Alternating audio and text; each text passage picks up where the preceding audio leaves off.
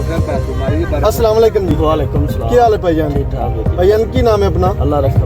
ਅੱਲਾ ਰੱਖਾ। ਤੇ ਭਾਈਜਾਨ ਇਹ ਕਿਹੜੀ ਵੈਰਾਈਟੀ ਤੁਸੀਂ ਲਾਈ ਹੈ? ये असी सुपर शिमला लाए ਸੁਪਰ ਸ਼ਿਮਲਾ ਲਾਈ ਹੈ CKD ਦੀ। ਚੌਧਰੀ ਖੈਰ चौधरी खैर दी।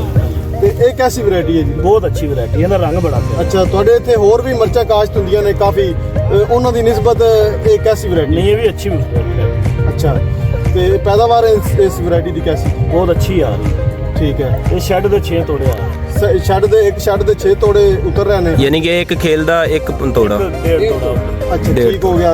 ਤੇ ਬਿਮਾਰੀ ਦੇ ਖਿਲਾਫ ਕੁਵਤ ਮਦਾਫਤ ਕੈਸੀ ਹੈ ਇਸ ਵੈਰਾਈਟੀ? बहुत अच्छी है। ਠੀਕ ਹੈ। ਇਹਦਾ ਰੰਗ ਬੜਾ ਪਿਆਰਾ, ਇਹਨੂੰ ਵਿੱਚ ਸੋ ਵਗੈਰਾ ਨਹੀਂ ਕੀਤਾ। ਅੱਛਾ, ਕਲਰ ਬਹੁਤ ਅੱਛਾ ਹੈ ਇਸ ਵੈਰਾਈਟੀ ਦਾ। ਬਲੈਕ ਮਾਰਕੀਟ ਜਿਹਨੂੰ ਪਸੰਦ ਕੀਤਾ ਜਾਂਦਾ ਹੈ ਮੰਡੀ 'ਚ। ਉਹ ਜਾਵਾਂ ਦਾ ਪਹਿਲੀ ਤੜਾਈ ਤੋੜਦਾ ਹੈ, ਪਤਾ ਲੱਗ अच्छा, ਜਾਏ। आज पहली तड़ाई है, 45 दिन बाद आज इनकी तड़ाई हो रही है। माशाल्लाह माशाल्लाह, ये आप देख सकते हैं ये कैसी वैरायटी है। ये देखें फ्रूट से भरपूर है सारे पौधे। ये दिखाएं आप, ये दिखाएं,